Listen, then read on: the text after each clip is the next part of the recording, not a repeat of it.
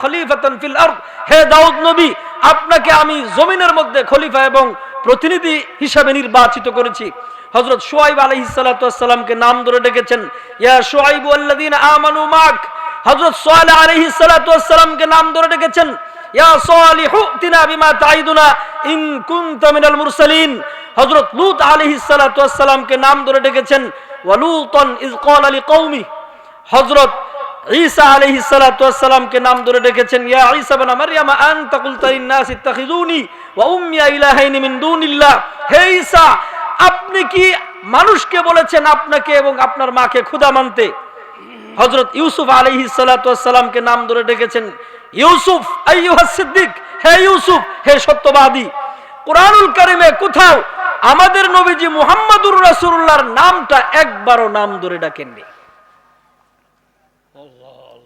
এটি আমাদের নবীজির মহত্ব এবং শ্রেষ্ঠত্ব। আমাদের নবীজি মুহাম্মদুর রাসূলুল্লাহকে ডাকার সময় কোথাও ডেকেছেন ইয়া আইয়ুহার রাসূল, হে আমার প্রিয় রাসূল। কোথাও ডেকেছেন ইয়া আইয়ুহান নবী, হে আমার প্রিয় নবী গো। কোথাও ডেকেছেন ইয়াসিন, ইয়া সাইয়্যিদাল বাশার, হে মানুষের সর্দারজি। কোথাও ডেকেছেন ইয়া আইয়ুহাল মুজাম্মিল, হে কামলিওয়ালা। আবার কোথাও ডেকেছেন ইয়া আইয়ুহাল মুদ্দাসসির, হে চাদর গায়ে দেওয়ানেওয়ালা রাসূল। কুরআনুল কারীমের মধ্যে কোথাও ইয়া আহমদ, ইয়া মুহাম্মদ শব্দ দিয়ে ডাকেননি। হাযা তাশরীফুল লিরাসূলিনা আলাইহিস সালাম, হাযা ফাদিলাতুল লিন-নবিয়িনা আলাইহিস সালাম। এটি আমাদের নবীজির মর্তবা, এটি আমাদের নবীজির ফজিলত। হাযা উলুবি মারতাবাতুল লিন-নবিয়িনা আলাইহিস সালাম, এটি আমাদের নবীজির মহত্ব এবং মহত্ব এবং শ্রেষ্ঠত্ব। तमाम দুনিয়াবাসীকে আল্লাহ পাক জানালেন, তোমাদের নবী আমার কাছে কত মানি, কত দামি, তোমাদের নবীজির নাম ধরে আমি একবারও ডাকিনি। নবী আলাইহিস সালাতু ওয়াস সালাম যখন মেরাজে গমন করলেন, আল্লাহ তাআলা বলেছেন ফাকানা কাবা কাউসাইনি আও আদনা। দুই বন্ধু কথোপকথন হচ্ছে। জিবরাইল আমিন সিদরাতুল মুনতাহার নিচ থেকে ঘুরে আসলেন, সে আল্লাহ পাকের আরশের কাছে। আল্লাহ পাক এবং নবী আলাইহিস সালাতু ওয়াস সালাম দুই বন্ধুর মধ্যে কথোপকথন হচ্ছে। কোনো মানুষ নেই, কোনো জিন নেই, তারা দুজনের মধ্যে কথোপকথন হচ্ছে। কথার ফাঁকে নবী আলাইহিস সালাতু ওয়াস সালাম আল্লাহ পাকের কাছে একটি আবেদন করলেন, একটু নিবেদন করলেন, ইয়া রব ইন্নাকা জালতা ইব্রাহিম খলিলা। প্রভু, আপনি ইব্রাহিম আলাইহিস সালাতু ওয়াস সালামকে খলিলুল্লাহ উপাধি দিয়েছেন, ও মুসা কালিমা, মুসা আলাইহিস সালাতু ওয়াস সালামকে কালিমুল্লাহ উপাধি দিয়েছেন, আপনার সাথে কথোপকথনকারী। ওয়া আহইয়াতাল ঈসাল মাউতা, হযরত ঈসা আলাইহিস সালাতু ওয়াস সালামকে এই যোগ্যতা দিয়ে দিলেন, মৃতকে জিন্দা করার ক্ষমতা দিয়ে দিলেন। হযরত দাউদ আলাইহিস সালামকে ওয়া আলিমতা লি দাউদ আল হাদিদা, হযরত দাউদ আলাইহিস সালামের জন্য লোহাকে মোমের মতো নরম বানিয়ে দিয়েছেন। ওয়া সাখখারতা লি সুলাইমান আর রিয়াহ, হযরত সুলাইমান আলাইহিস সালাতু ওয়াস সালামের জন্য বাতাসকে তার আনুগত্য করে দিয়েছেন। হযরত মুসা ঈসা আলাইহিস সালাতু ওয়াস সালামের জন্য মুর্দাকে জিন্দা করার ক্ষমতা দিয়ে দিলেন। ফামাজা জালতালি, স্পেশাল ভাবে আমি আপনার কাছে কি পাইলাম, আমাকে কি দিলেন? নবী আলাইহিস সালাতু ওয়াস সালামকে আল্লাহ পাক বললেন, হাবিব আমার, আপনি জানালেন, যাকে যা কিছু দিয়েছে আপনি শোনালেন, সব থেকে শ্রেষ্ঠ জিনিস আমি আপনাকে দান করেছি। আওয়ালাইসা আতাইনাকা আফদালা মিন হাযা কুল্লা, সব থেকে শ্রেষ্ঠ জিনিস কি আমি আপনাকে দান করি নাই? মা যুকিরতু ইল্লা যুকিরতা মা ইলা ইয়াউমিল কিয়ামা, যেখানে আমি আল্লাহর শরণ এনেছি সেখানে আপনি মুহাম্মদুর রাসূলুল্লাহর শরণ এনেছি। যেখানে আমার নাম এনেছি সেখানে আপনার নাম এনেছি। কুরআনুল কারীমে যেখানে তুমিনুনা বিল্লাহ এনেছি সেখানে ওয়া রাসূলিহি এনেছি। যেখানে মাইয়ুতিল্লাহ এনেছি সেখানে মাইয়ুতিউর রাসূল এনেছি। যেখানে আতিউল্লাহ নিয়ে এসেছি সেখানে আতিউর রাসূল নিয়ে এসেছি। যেখানে বারাতুম মিনাল্লাহ এনেছি সেখানে ওয়া রাসূলিহি এনেছি। যেখানে লা ইলাহা ইল্লাল্লাহ এনেছি সেখানে মুহাম্মদুর রাসূলুল্লাহ নামটাকে আমার নামের সাথে আপনার নামটাকে যোগ করে দিয়েছি। কিয়ামত পর্যন্তের জন্য तमाम দুনিয়াবাসীকে জানিয়ে দিলাম, तमाम দুনিয়াবাসীকে বুঝিয়ে দিলাম, আমি আল্লাহর বুজুর্গি মহত্ব শ্রেষ্ঠত্বের পরে যার বুজুর্গি মহত্ব শ্রেষ্ঠত্ব তিনি হচ্ছেন আমার নবী, আপনি মুহাম্মদুর রাসূলুল্লাহ। এটা হচ্ছে আমাদের নবীজির মর্তবা। মুআজ্জাজ হাজিরিন, নবী আলাইহিস সালাতু ওয়াস সালামকে আল্লাহ পাক বললেন, আমার বিশ্বস্ত একজন ফেরেশতা আছে জিবরাইল আমিন, তাকে বিশ্বস্ত আত্মা বলা হয়, রূহুল আমিন বলা হয়, তাকে আমি আপনার সহচর বন্ধু বানিয়ে দিয়েছি। শরহে মাওয়াহিবুল্লাহ কিতাব খুলে দেখুন কোন নবীর কাছে জিবরাইল আমিন কতবার আসছেন। জিবরাইল আমিন আল্লাহ পাকের এক এক্সেপশনাল সৃষ্টি, কুওয়া জি কুওয়াতিন ইনদা যিল আরশি মাকিন। তার শক্তির ব্যাপারে আল্লাহ তাআলা কোরআনুল কারীমে খোলাসা করেছেন। সেই জিবরাইলকে আমি আপনার সহচর বন্ধু বানিয়ে দিয়েছি। হযরত আদম আলাইহিস সালাতু ওয়াস সালামের পুরো 1000 বছর জিন্দেগিতে জিবরাইল আমিন আদম আলাইহিস সালামের কাছে মাত্র 12 বার আসছেন। হযরত নূহ আলাইহিস সালাতু ওয়াস সালামের কাছে পুরো জিন্দেগিতে 50 বার।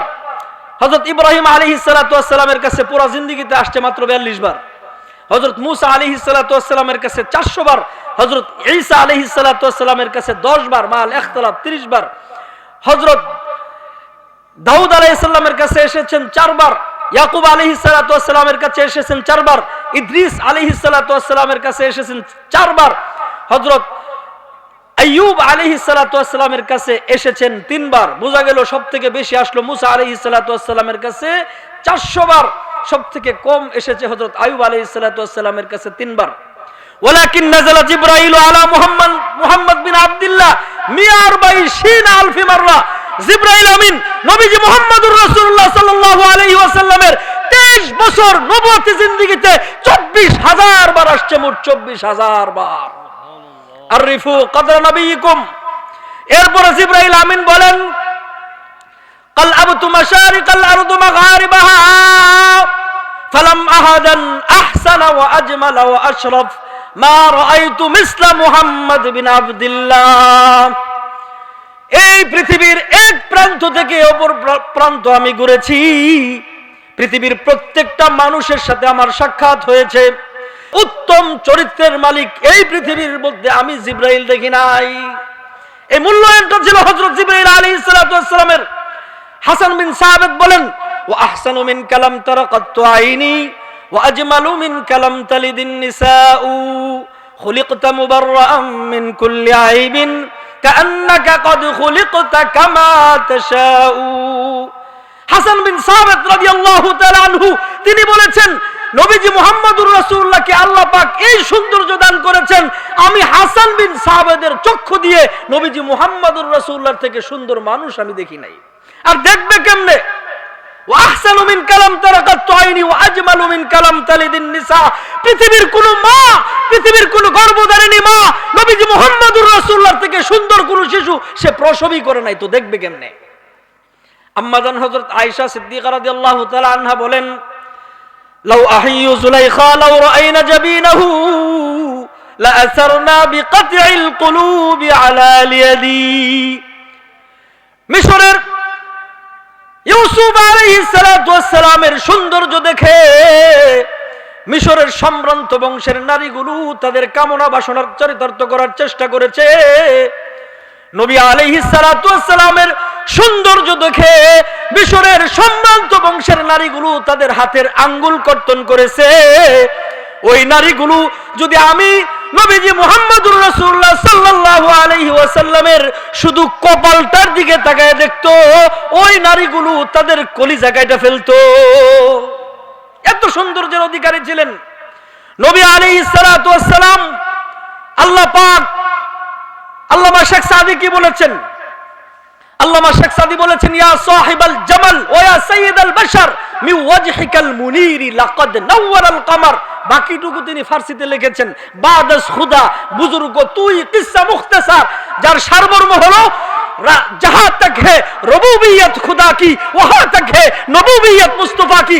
तमाम পৃথিবীর মধ্যে আল্লাহর বরত্ব মহত্ব শ্রেষ্ঠত্বের পরে যার বরত্ব মহত্ব শ্রেষ্ঠত্ব তিনি হচ্ছেন নবীজি মুহাম্মদুর রাসূলুল্লাহ সাল্লাল্লাহু আলাইহি ওয়াসাল্লাম। এতগুলো কথা কেন বললাম? আজকে আমাদের দেশে নবী আলাইহিস সালাতু ওয়াস সালামের নামদারি উম্মত নাম দিয়েও সেই নবীজি সাল্লাল্লাহু আলাইহি ওয়াসাল্লামের চরিত্র নিয়ে প্রশ্ন তুলে, ঠিক না বেঠিক? নবী আলাইহিস সালাতু ওয়াস সালামের নবুয়ত নিয়ে প্রশ্ন তুলে, নবী আলাইহিস সালাতু ওয়াস সালামের বিবিদেরকে নিয়ে প্রশ্ন তুলে, হযরত নবী আলাইহিস সালাতু ওয়াস সালামকে ব্লগের মধ্যে বিভিন্ন টেকনোলজি সোশ্যাল মিডিয়াতে গালিগালাজ করছে, ঠিক না বেঠিক? মুআজ্জাজ হাজিরিন, পৃথিবীর মধ্যে কেউ যদি দিন আর ইসলাম ছেড়ে দেয়, ইসলামের মধ্যে মুসলিম পরিবারে জন্মগ্রহণ করার পরে কোন লুবে পড়ে ক্ষমতার লোভ কিংবা টাকার লোভ। আপনারা জানেন বাংলাদেশের মধ্যে প্রাণ কোম্পানির মালিক আমজাদ সাহেব, তিনি মূলত মুসলমান ছিলেন। পাকিস্তানের সেজান জুসের মালিকের খ্রিস্টান শালী বিবাহ করার জন্য তিনি খ্রিস্টান হয়ে গেছেন। ইসলামের বিধান হলো মান বাদদালা দীনাহু ফাকতুলু। কোন মুসলমান লোভে পড়ে কিংবা ক্ষমতার লোভে পড়ে, নারীর লোভে পড়ে, যে কোনো লোভে পড়ে কেউ যদি তার ধর্মকে বদল করে, মান বাদদালা দীনাহু ফাকতুলু, তার উপরে আদেশ চলে আসে তাকে শরীয়ত আদালতের ডাক দিয়ে জনসম্মুখে তার গর্দান কেটে ফেলা। ঠিক তেমন মান সাব্বা নবিয়্যান ফাকতুলু, কোন নবী আলাইহিস সালাতু ওয়াস সালামের দুশমন যখন এই জমিনের মধ্যে কটূক্তিকারী দেখা দিবে, নবীজির শানের দুশমনের বিরুদ্ধে কোন নাস্তিক্যবাদ দেখা দিবে, ইসলাম বলে মান সাব্বা নবিয়্যান ফাকতুলু, তাকে হত্যা করো, ফাঁসিতে ঝুলাও, তার সর্বোচ্চ শাস্তি মৃত্যুদণ্ড প্রদান করো। এই ইসলামের বাণী, এই কথা যদি আমাদের মনে হইতো, তাহলে বাংলাদেশের মধ্যে ডজনের ডজন নাস্তিক্যবাদ আর দেখা যাইতো না। ঠিক না ঠিক? যখন দাউদ হায়দার বের হয়েছিল, তার বিচার যদি এই বাংলার জমিনের মধ্যে করা হতো, তাহলে সালমান রুশদি নামক কোন কুলাঙ্গার নাস্তিক বাংলার জমিন আর দেখা যাইতো না। সালমান রুশদির বিচার যদি হতো, হুমায়ুন আজাদকে দেখা যাইতো না। হুমায়ুন আজাদের বিচার যদি হতো, তাহলে ডক্টর আহমদ শরীফকে আর দেখা যাইতো না। ডক্টর আহমদ শরীফের বিচার যদি এই বাংলার জমিনের মধ্যে করা হতো, তাহলে কোন কুখ্যাত তসলিমা নাসরিনকে আর দেখা যেত না। তসলিমা নাসরিনের বিচার যদি হতো, তাহলে কোন লুবা রহমানকে দেখা যেত না। লুবা রহমানের বিচার যদি হতো, ফরিদা রহমানকে দেখা যেত না। ফরিদা রহমানের বিচার যদি হতো, কোন শাম্বাশীলকে দেখা যেত না। শাম্বাশীলের বিচার যদি করা হতো, কোন শ্যামলকান্তি বক্ত এই জমিনের মধ্যে আর দেখা যেত না। কোন শ্যামলকান্তি বক্তের বিচার যদি হয়তো, কোন নাস্তিক্যবাদ কবি শামসুর রহমানকে দেখা যেত না। কবি শামসুর রহমানের বিচার যদি হতো, কোন মুরগি কবির চৌধুরী বাংলাদেশের মধ্যে আর দেখা যেত না। মুরগি কবির চৌধুরীর বিচার যদি হয়তো, কোন ব্লগার নাস্তিক ইমরান এই সরকারকে বাংলার জমিনে আর দেখা যেত না। বাংলার জমিনে নাস্তিক ব্লগার ইমরান এই সরকারের বিচার যদি করা হতো, আমির রহমান, আল্লামা শয়তান, আরিফুর রহমান টুটুল, ইব্রাহিম খলিল, আসিফ মহিউদ্দিন, লতিফ সিদ্দিকী, টিটু রায়, অভিজিৎ রায়, বিলাস চন্দ্র পাল, টাকলা মুরাদ, কুলাঙ্গার আসাদ নূর, সর্বশেষ ক্ষুধাদ্রোহী ইসলাম বিরোধী বয়াতি আবুল সরকারের মতো একটা নাস্তিক বাংলার জমিনে আর দেখা যাইতো না। ঠিক না ঠিক? এটাকে বলা হয়েছে only one dose complete for full delete। বাংলার জমিনে একটা নাস্তিককে ধরে প্রকাশ্যে হত্যা করুন, तमाम পৃথিবীর নাস্তিকগুলো গর্তের মধ্যে ঢুকে পড়বে। ঠিক না ঠিক? আমাদের নবীজি আলাইহিস সালাতু ওয়াস সালাম আমাদের কাছে আমাদের চোখের মণি। ঠিক না ঠিক? আমাদের কলিজার থেকে নবীজির দাম, নিজের সম্মানের থেকে, নিজের সন্তানের থেকে, এমনকি বুখারীর মধ্যে কিতাবুল ইমানের 17 নং হাদিসের মধ্যে এসেছে, নবী আলাইহিস সালাতু ওয়াস সালামকে নিজের মা বাবা, নিজের জীবনের থেকেও বেশি ভালোবাসা প্রকাশ করতে হবে, নইলে আমি মুসলমান না। মুআজ্জাজ হাজরিন, এখন যেন আমাদের নবীজি এটা যেন গরিবের বউ সবার ভাবি হয়ে গেছে। বুঝতে পারছেন? যে যেভাবে পারছে ইসলামকে নিয়ে কটূক্তি করছে, কোরআনকে নিয়ে করছে, নবী আলাইহিস সালাতু ওয়াস সালামকে নিয়ে করছে। সেই বাংলাদেশের মধ্যে 2013 সনে সেই নাস্তিক্যবাদ পয়দা হয়ে যাওয়া এই আসাদ নূর এই কুলাঙ্গার এখনো ইন্ডিয়াতে বসে বসে নবী আলাইহিস সালাতু ওয়াস সালামকে গালিগালাজ করছে। ঠিক না ঠিক? মুআজ্জাজ হাজরিন, এই জমিন, এই ইসলাম আজকের এই কুড়িপাড়া মার্কাজুন নূর মাদ্রাসা পর্যন্ত আসার জন্য নবী আলাইহিস সালাতু ওয়াস সালাম সহকারে নবীজির সাহাবায়ে কেরামের রক্তের উপর দিয়ে বেশে ইসলাম কিন্তু এই পর্যন্ত এসেছে। এই দেশের মধ্যে কোন নাস্তিক্যবাদ, কোন মুরতাদ, কোন ক্ষুধাদ্রোহী তাদের আস্মরণ করার জন্য বাংলার জমিনে তাদেরকে আর অনুমতি দেওয়া হবে না। ঠিক না ঠিক? আপনি তারিকুল ইসলাম শাহনুজিবাবাদী কিতাব খুলে দেখুন, কোন সাহাবী কোথায় ইসলামকে প্রতিষ্ঠিত করে, ইসলাম নিয়ে মৃত্যুবরণ করে পৃথিবীর কোনায় কানায় তাদের আপন ঠিকানা বানিয়ে নিয়েছেন। আপনি যান আটলান্টিক মহাসাগরের পূর্ব পাশে মদিনাতুল আসিফেতে যান, সেখানে হযরত উকবা ইবনে নাফির রাদিয়াল্লাহু তাআলা আনহুর কবর দেখতে পাবেন। আপনি যান ইরাকে, হযরত আব্বাস রাদিয়াল্লাহু তাআলা আনহুর কবর দেখতে পাবেন। আপনি যান জর্ডানে, যায়েদ বিন হারেসা, জাফর তৈয়ার, আব্দুল্লাহ বিন রওহা রাদিয়াল্লাহু তাআলা আনহুর কবর দেখতে পাবেন। আপনি যান দামেস্কে, হযরত বেলাল রাদিয়াল্লাহু তাআলা আনহুর কবর দেখতে পাবেন। আপনি যান কুফাতে, হযরত আনাস বিন মালিক রাদিয়াল্লাহু তাআলা আনহুর কবর দেখতে পাবেন। আপনি যান সোমালিয়াতে, ফজল বিন আব্বাস রাদিয়াল্লাহু তাআলা আনহুর কবর দেখতে পাবেন।